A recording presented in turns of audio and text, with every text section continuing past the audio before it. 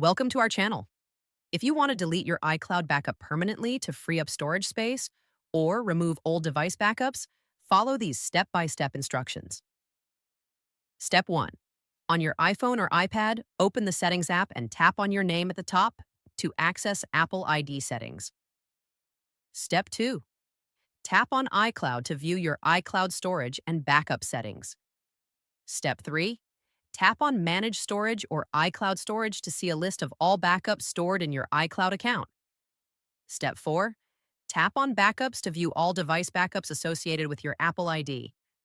Step 5. Select the backup you want to delete from the list of available backups. Step 6.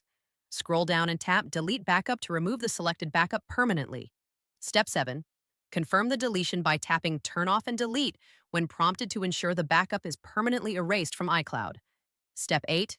Note that deleting a backup is irreversible, and you will not be able to restore data from that backup once deleted. Step 9. Repeat these steps for any additional backups you want to remove from your iCloud storage. Don't forget to like this video and subscribe to our channel.